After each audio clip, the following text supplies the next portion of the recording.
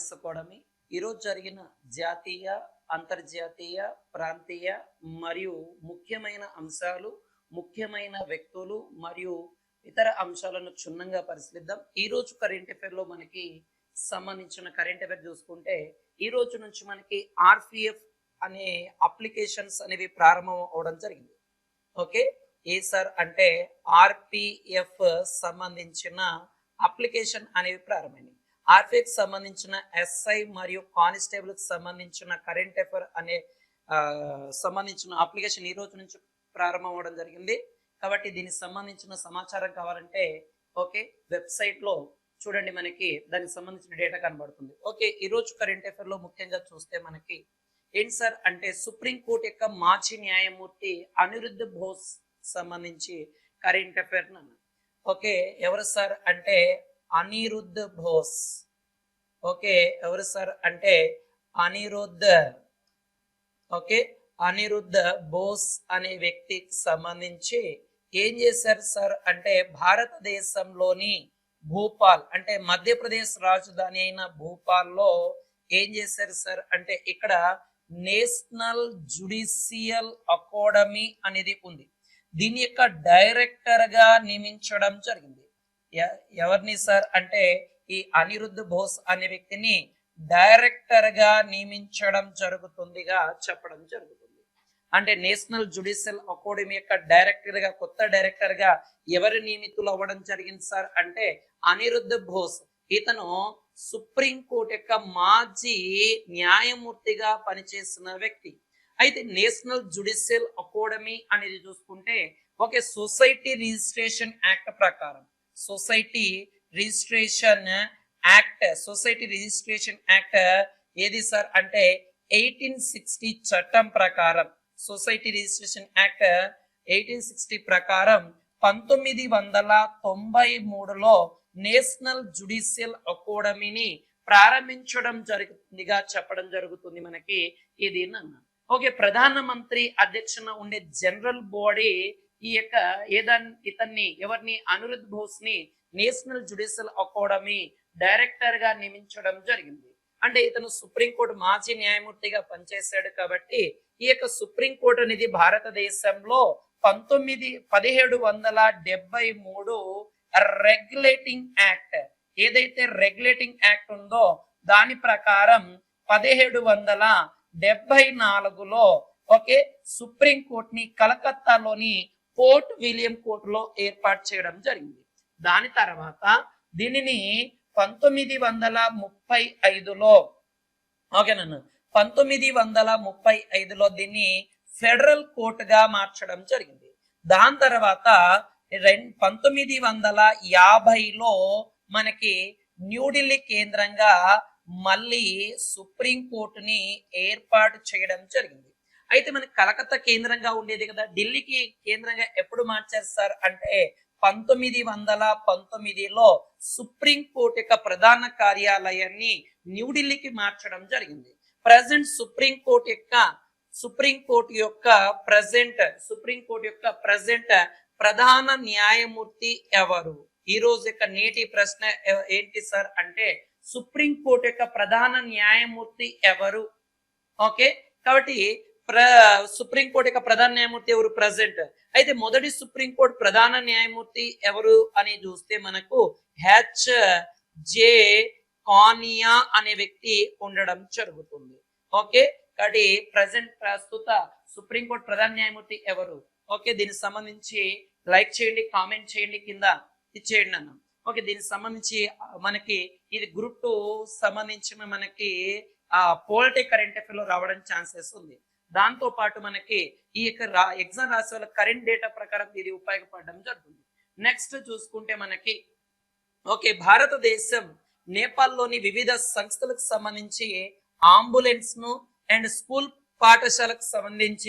లేదా పాఠశాలకు సంబంధించి అంబులెన్స్ ను అందించింది. ఏది సార్ అంటే భారతదేశం ఏదైతే ఉందో ఈ భారతదేశం ఏ దేశానికి? నేపాల్ దేశానికి సంబంధించిన కొన్ని సంస్థలకు ఏవైతే ఆర్గనైజేషన్స్ ఉంటాయో ఆ సంస్థలకి ఏం చేసింది సార్ అంటే ఒక అంబులెన్స్ ఈ అంబులెన్స్ ను బహుకరించడం జరిగింది. దాదాపుగా 35 అంబులెన్స్ ను అందించడం జరిగింది. దాదాపుగా ఆ బస్సుకు సంబంధించిన వ్యాన్స్, ఓకే, పాఠశాలకు సంబంధించిన బస్సులను లేదా స్కూల్ వ్యాన్లను దాదాపుగా 66 పాఠశాలకు స్కూల్ బస్సులను ఏం చేశారు సార్ అంటే బహుమానంగా ఇవ్వడం జరిగింది. దీనికి సంబంధించి భారత రాయబారి, ఓకే, నేపాల్లో భారత రాయబారి అయిన ఎవరు సార్ అంటే నవీన్ శ్రీవాస్తవ. ఎవరు సార్ అంటే నవీన్ శ్రీవాస్తవ. శ్రీవాస్తవ అనే వ్యక్తి తెలియజేయడం జరిగింది. శ్రీవాస్తవ అనే వ్యక్తి తెలియజేయడం జరిగినదిగా చెప్పడం జరుగుతుంది మనకి ఇది నన్న. కాబట్టి కొంచెం జాగ్రత్త చూడండి. భారత్ అండ్ నేపాల్ కు మధ్య కొన్ని సంస్థలకు సంబంధించి అంబులెన్స్ ని భారతదేశం అందజేసింది. 35 అంబులెన్స్ అండ్ 66 పాఠశాల బస్సులను ఈ అందించడం జరిగినదిగా చెప్పడం జరుగుతుంది మనకి ఇది నన్న. దాంతో పాటు చూసుకుంటే ఈ యొక్క నేపాల్ కు సంబంధించి గతంలో భూకంపం వచ్చినప్పుడు భారతదేశం కూడా కొన్ని రకాల సహాయం కూడా చేయడం జరిగినది. అండ్ నేపాల్ రాజధాని ఏది సార్ అంటే కాట్మాండ్. ఏది సార్ అంటే కాట్మాండ్. ఓకే, కరెంట్ అఫైర్ లో భాగంగా మనకి నేపాల్ కి ఇండియాకి మధ్య, ఓకే, నేపాల్ కి ఇండియాకి మధ్య వివాదాస్పదమైన ప్రాంతాలు ఏంటి సార్ అని చూసుకుంటే మనకి ఒకటి లీపు లేక్ ప్రాంతం, రెండవది చూసుకుంటే మనకి ఇంకోటి లీపు లేక్ తో పాటు కాలాపాని, ఓకే, కాలాపాని ప్రాంతం లేదా గ్రామం. అండ్ దాని తర్వాత మూడవది చూసుకుంటే లింపేదొర అనే ప్రాంతం. ఈ 3 ప్రాంతాలు ఆ భారతదేశానికి నేపాల్ కు మధ్య వివాదాస్పదంగా ఉన్నవి. ఓకే, గతంలో భారతదేశానికి నేపాల్ కు మధ్య సుగౌలి ఒప్పందం కూడా జరిగింది. ఓకే, ఇలాగ మనకి ఉండడం జరుగుతుంది. దీనికి సంబంధించి కొంచెం జాగ్రత్త చూడండి. నెక్స్ట్ కరెంట్ అఫైర్ లో విషయాలు చూద్దాం. నెక్స్ట్ కరెంట్ అఫైర్ విషయాల్లో చూసుకుంటే సిబిఐ, ఓకే, సిబిఐ యొక్క జాయింట్ డైరెక్టర్ గా ఒక కొత్త వ్యక్తి నియమితులు అవ్వడం జరిగింది. ఇది sir central, okay, bureau of investigation యొక్క జాయింట్ డైరెక్టర్ గా ఎవరిని నియమితులు చేయడం జరిగింది సార్ అంటే అనురాగ్ కుమార్. ఎవరిని నియమించడం జరిగింది సార్ అంటే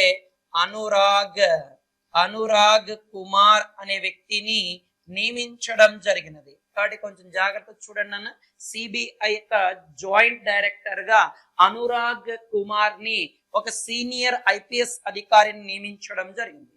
ఓకే, ఈ సిబిఐ యొక్క ప్రధాన కార్యాలయం ఎక్కడ ఉంది సార్ అంటే న్యూఢిల్లీలో ఉండడం జరుగుతుంది. ఎక్కడుంది సార్ అంటే న్యూఢిల్లీలో ఉండడం జరుగుతుంది.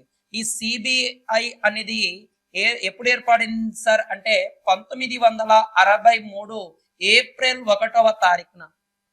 ఓకే, 1963 ఏప్రిల్ 1వ తారీఖున సిబిఐ అనేది ఏర్పాటు అవ్వడం జరిగింది. ఓకే, వ్యక్తుల విభాగాల గురించి ఇక్కడ నుంచి క్వశ్చన్ పడడానికి ఆస్కారం ఉండడం జరుగుతుంది. నెక్స్ట్ చూసుకుంటే 2024 ఏప్రిల్ నాటికి ప్రపంచంలో పాల ఉత్పత్తిలో టాప్ లో ఉన్న దేశాలు ఒకటి ఇండియా,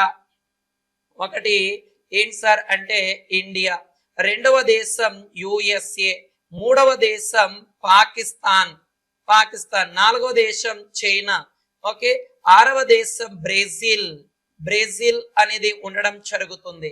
అలాగా ప్రపంచంలో చూసుకుంటే పాల ఉత్పత్తిలో టాప్ 10 దేశాలు చూసుకుంటే భారతదేశం అండ్ దాని తర్వాత సంయుక్త రాష్ట్రాలు అంటే USA, Pakistan, China, Brazil, Germany, Russia, France, Turkey, New Zealand అనేది ఉండడం జరుగుతుంది. ఓకే, దీనికి సంబంధించిన డేటా చూసుకుంటే మనకి ఈ యొక్క భారతదేశంలో మనము స్వాతంత్రం వచ్చిన తర్వాత భారతదేశంలో పాల దిగుబడి తక్కువగా ఉండడం వలన వేరే దేశాల నుంచి మనం పాల పౌడర్ ని దిగుమతి చేసుకునే ఉండేవాళ్ళం. అలాంటప్పుడు భారతదేశంలో పాల ఉత్పత్తి పెంచడం కోసం 1970వ సంవత్సరంలో ఏం చేశారు సార్ అంటే ఆపరేషన్ ఫ్లడ్ ని ప్రారంభించడం జరిగింది. ఓకే, ఏదాన్ని ప్రారంభించారు సార్ అంటే ఆపరేషన్ ఫ్లడ్. అంటే భారతదేశంలో పాల ఉత్పత్తి పెంచడం కోసం, పాల ఉత్పత్తి పెంచడం కోసం ఆపరేషన్ ఫ్లడ్ ని 1970లో ప్రారంభించారు. ఎవరు ప్రారంభించారు సార్ అని చూసుకుంటే వర్గీస్ కురియన్ గారు. ఎవరు సార్ అంటే వర్గీస్ కురియన్ గారు ఏదాన్ని ఈ ఆపరేషన్ ఫ్లడ్ ని ప్రారంభించడం జరిగింది పాల ఉత్పత్తి పెంచడం కోసం.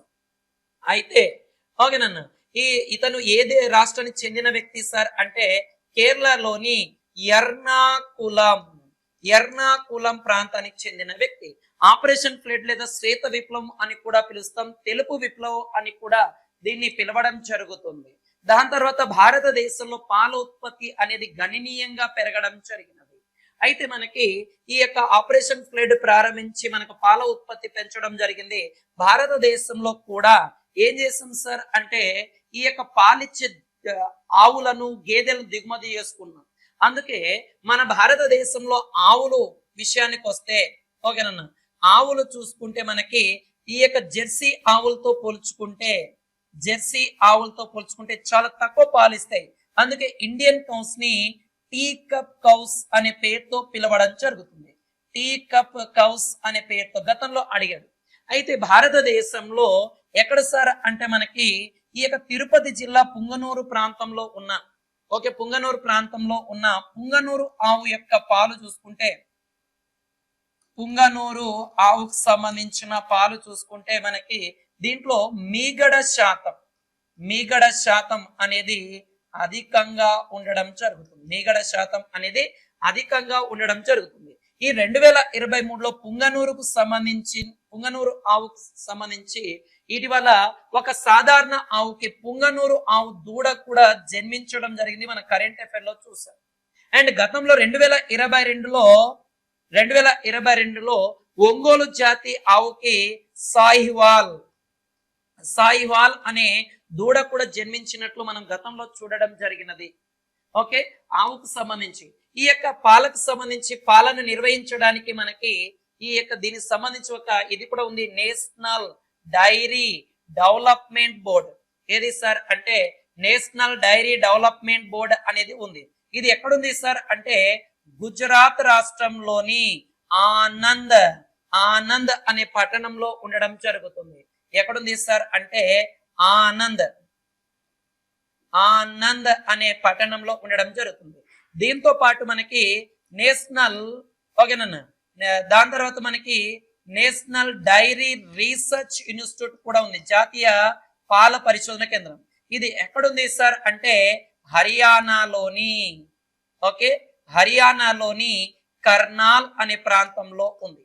అండ్ దాంతో పాటు ఇంకో ఆర్గనైజేషన్ కూడా ఉంది, దాని పేరే ఏమని పిలుస్తాం సార్ అంటే మనము Amul, Anand milk unit limited. ఈ ఆనంద్ మిల్క్ యూనిట్ లిమిటెడ్ యొక్క ప్రధాన కార్యాలయం ఎక్కడుంది సార్ అంటే గుజరాత్ లోని ఆనంద్ లో ఉండడం జరుగుతుంది. గుజరాత్ లోని ఆనంద్.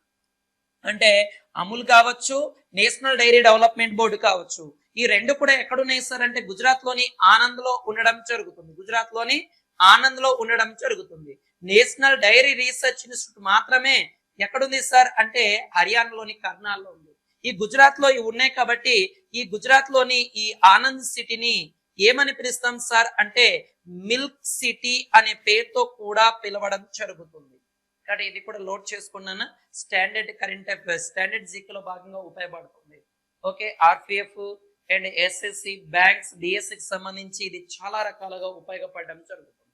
ఓకే, దాని తర్వాత నెక్స్ట్ కరెంట్ అఫైర్ విషయానికి వెళ్ళిపోతే మనకి ఓకే, దాని తర్వాత ఇందిరాగాంధీ తర్వాత న్యూస్ వీక్ అనే ఒక మ్యాగజైన్ పైన ఓకే ముఖ చిత్రాన్ని అలంకరించిన తొలి ప్రధానిగా ఎవరు ఉండడం జరుగుతుంది సార్ అంటే మన భారత ప్రధాని అయిన నరేంద్ర మోదీ గారు ఉండడం జరుగుతుంది. నరేంద్ర మోదీ గారు ఉండడం జరుగుతుంది. మనకి ఏ దానిపైన న్యూస్ వీక్ అనే దానిపైన, న్యూస్ వీక్ అనే దానిపైన, న్యూస్ వీక్ అనే దానిపైన నరేంద్ర మోదీ యొక్క ఫోటోని పెట్టడం జరుగుతుంది మనకి ఇది నన్ను. అంటే గతంలో ఇలాంటిది మనకి ఎవరికి ఉండేది సార్, ఇలాంటిది ఇందిరాగాంధీ ఈ యొక్క న్యూస్ వీక్ లో తన యొక్క ముఖ చిత్రాన్ని, తన ఫోటోని వేశారు. దాని తర్వాత మళ్ళీ 2024లో నరేంద్ర మోడీ యొక్క ముఖ చిత్రం లేదా ఫోటోని ఈ న్యూస్ వీక్ పైన వేయడం జరుగుతుంది. ఎందుకు సార్ అంటే భారతదేశంలో సంబంధించిన అనేక రకాల ఆర్థిక సంస్కరణలు చేపట్టడం అండ్ 2024లో క్వాడెడ్ కూటమి యొక్క బాధ్యతలు నిర్వహించడం అండ్ రాబోయే లోక్సభ ఎన్నికలకు సంబంధించి అనేక రకాల కార్యాచరణ చేశాడు కాబట్టి దానికి సంబంధించి ఈ న్యూస్ వీక్ పైన ఏం చేశారు సార్ అంటే నరేంద్ర మోడీ యొక్క ముఖ చిత్రాన్ని వేశారు. గతంలో ఎవరి యొక్క ముఖ చిత్రాన్ని వేశారు సార్ అంటే ఇందిరాగాంధీ యొక్క ముఖ చిత్రాన్ని వేయడం జరిగినదిగా చెప్పడం జరుగుతుంది. ఓకే, నెక్స్ట్ కరెంట్ అఫైర్ విషయానికి వస్తే అమెరికా యొక్క అధ్యక్షుడైన జో బైడెన్ గారు ఓకే కొన్ని ఫిలిప్పైన్స్ మరియు ఫిలిప్పైన్స్ అండ్ జపాన్ దేశాలతో ఒక త్రైపాక్షిక శిఖరాగ్ర సమావేశాన్ని నిర్వహించడం జరిగింది. ఓకే, ఎవరు సార్ అంటే యుఎస్ఏ యొక్క అధ్యక్షుడు యుఎస్ఏ అధ్యక్షుడు అయిన ఎవరు సార్ అంటే జో బైడెన్ గారు అండ్ దాని తర్వాత ఏది సార్ అంటే ఫిలిప్పైన్స్ అండ్ జపాన్ ఈ దేశాలతో త్రైపాక్షిక కూటమి త్రైపాక్షిక శిఖరాగ్ర సమావేశాన్ని ఏర్పాటు చేయడం జరిగింది.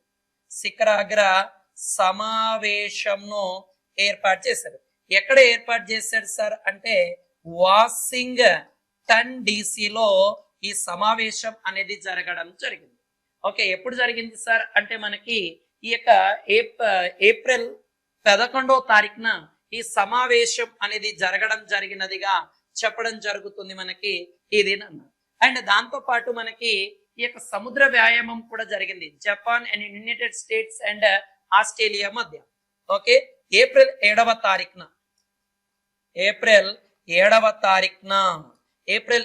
తారీఖున ఏ దేశాల మధ్య సార్ అంటే USA and Japan and Australia ఈ మూడు దేశాల మధ్య ఒకే సముద్ర వ్యాయామం కూడా జరగడం జరిగినదిగా చెప్పడం జరుగుతుంది మనకి ఇది. ఓకే, దాని వల్ల మనకి చూసుకుంటే ఈ చైనాతో కొన్ని వివాదాలు ఉన్నాయి ఈ ఫిలిప్పైన్స్ దేశాలకు సంబంధించి జపాన్ దేశాలకు సంబంధించి. ఓకే, ఫిలిప్పైన్స్ నుంచి 200 కిలోమీటర్ దూరంలో ఉన్న రెండవ థామస్ పోల్ పైన దృష్టి సారించడం జరిగినదిగా చెప్పడం జరుగుతుంది. అంటే ఫిలిప్పైన్స్ లో ఏది సార్ చైనాతో వివాదంగా ఉంది సార్ అంటే రెండవ థామస్ షోల్ అనేది. ఓకే, దాంతో పాటు మనకి జపాన్ అండ్ చైనా మధ్య వివాదం కూడా ఉంది. ఏది సార్ అంటే షెంకాంకు. ఓకే, ఏది సార్ అంటే షెంకాంకు దీవుల యొక్క వివాదం కూడా ఈ ఉండడం దీనిపైన ఈ కూటమి అనేది జరిగింది. కాబట్టి కొంచెం జాగ్రత్త చూడండి. యుఎస్ఏ అధ్యక్షుడు ఫిలిప్పైన్స్ అండ్ జపాన్ దేశాల మధ్య త్రైపాక్షిక కూటమి ఎక్కడ జరిగింది సార్ అంటే వాషింగ్టన్ డీసీలో జరిగింది. ఎందుకు సార్ అంటే చైనా అండ్ ఈ ఫిలిప్పైన్స్ అండ్ జపాన్ దేశాల మధ్య వివాదం ఉంది. ఏది సార్ ఫిలిప్పైన్స్ కి చైనాకి మధ్య వివాదం రెండవ థామస్ షోల్. ఓకే, 1999లో ఒక ఓడ రేవుని స్థాపించడం జరిగింది, దానికి సంబంధించి వివాదం. అండ్ జపాన్ కి సంబంధించి సెంకాంకు వివాదం అనేది 2008లో ఈ చైనా జపాన్ యొక్క ప్రాదేశిక జలాల్లోకి ఈ యొక్క చైనా నౌకలు ప్రవేశించడం వలన వివాదం ఉంది. ఓకే, దాని తర్వాత ఏప్రిల్ 7వ తారీఖున సముద్ర వ్యాయామం ఏ దేశాల మధ్య యుఎస్ఏ జపాన్ ఆస్ట్రేలియా దేశాల మధ్య ఒక త్రిపాక్షిక వ్యాయామం కూడా సముద్ర వ్యాయామం కూడా జరిగింది. ఓకే, దాని తర్వాత నెక్స్ట్ మనకి నెక్స్ట్ కరెంట్ అఫైర్ కి సంబంధించి ఏది సార్ అంటే మనకి అవంతిక వందనపుకి హార్వర్డ్ విశ్వవిద్యాలయానికి సంబంధించి ఒక ప్రతిష్టాత్మకమైన అవార్డు రావడం జరిగింది. ఏది సార్ అంటే ఎవరికి సార్ అంటే అవంతిక. ఓకే, అవంతిక వందనపు వందనపుకు ఏ యూనివర్సిటీ నుంచి సార్ అంటే Harvard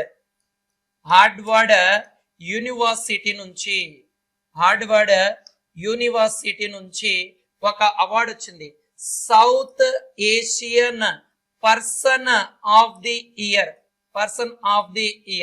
south Asian person of the year award 2024 సంబంధించి ఈమెకు రావడం జరిగింది. ఈమె చూసుకుంటే మనకి భారతీయ అమెరికన్ నటి. ఎవరు? అవంతిక వందనపు అనే ఆమె యుఎస్ ఇండియన్ లేదా యుఎస్ఏ ఇండియన్ ఓకేనన్నా ఇండియన్ యుఎస్ఏ సంబంధించిన ఆమె అంటే భారతదేశ సంతతికి చెందిన ఈమెకి okay south Asian person of the award రావడం జరిగినదిగా చెప్పడం జరుగుతుంది మనకి ఈమెన. ఓకే నెక్స్ట్ కరెంట్ అఫైర్ విషయానికి చూస్తే క్రికెట్ ఆస్ట్రేలియాకి సంబంధించి మాజీ చైర్మన్ ఓకే జాక్ కార్లర్ మరణించాడు. కాబట్టి కొంచెం జాగ్రత్త చూడండి అన్న. ఓకే క్రికెట్ ఆస్ట్రేలియా అనే ఒక సంస్థ యొక్క మాజీ చైర్మన్ ఓకే మన ఇండియాకి సంబంధించి ఐసీసీ లాగే ఈ ఆస్ట్రేలియాలో కూడా క్రికెట్ ఆస్ట్రేలియా అనేది ఒక సంస్థ ఉంటుంది. దాని యొక్క మాజీ చైర్మన్ ఎవరు సార్ అంటే జాక్ కార్లక్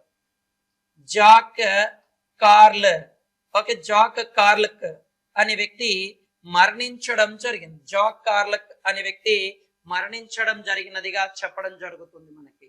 2008 నుంచి 2011 వరకు ఓకే ఈ క్రికెట్ ఆస్ట్రేలియాకి చైర్పర్సన్ గా ఉండడం జరుగుతుంది. 2008 నుంచి 2011 మధ్య ఇతను ఉండడం జరుగుతుందిగా చెప్పడం జరుగుతుంది. ఓకే నెక్స్ట్ కరెంట్ అఫైర్ విషయానికి వెళితే మనకు ఒక పుస్తకం కరెంట్ అఫైర్ లో రావడం జరిగింది నాన్న. ఓకే బ్రిటిష్ అమెరికా రచయిత ఓకే బ్రిటన్ అండ్ యుఎస్ఏ రచయిత ఓకే రచయిత ఎవరు సార్ అంటే సల్మాన్ రష్దీ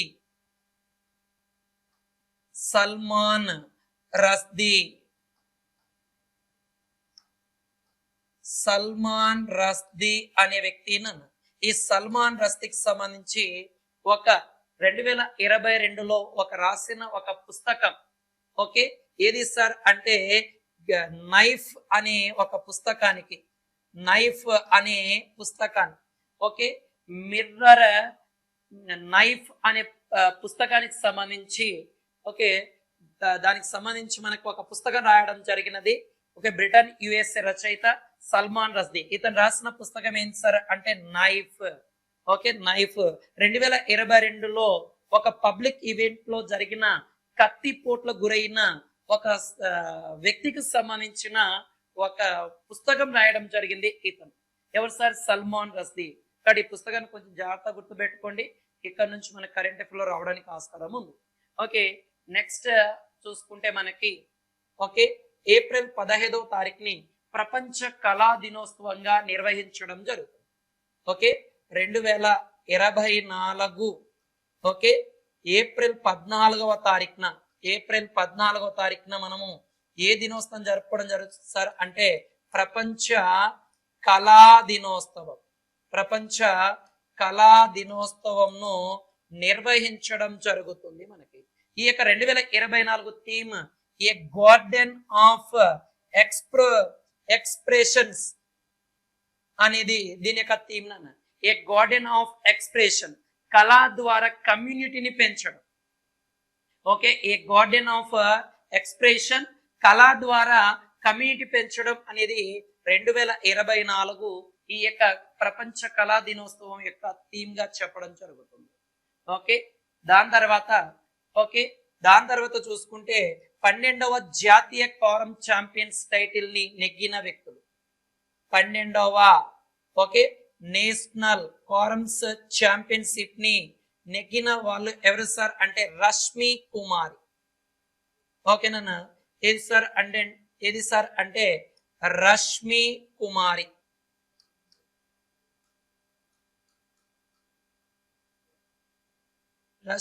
కుమారి అనే ఆమెనన్న.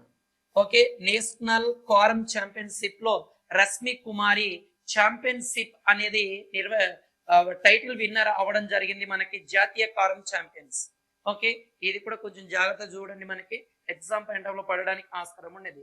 లాస్ట్ కరెంట్ అఫైర్ చూసుకుంటే మనకి ఓకే 2025 ఫైనాన్స్ ఇయర్ కి సంబంధించి అంటే 2025 ఫైనాన్స్ ఇయర్ కి సంబంధించి ఓకే ఈ యొక్క కమర్షియల్ అండ్ క్యాపిటల్ బొగ్గుల నుంచి దాదాపుగా 170 మిలియన్ టన్నుల బొగ్గుని ఉత్పత్తి చేయాలి అని లక్ష్యంగా పెట్టుకుంది ఇండియన్ గవర్నమెంట్.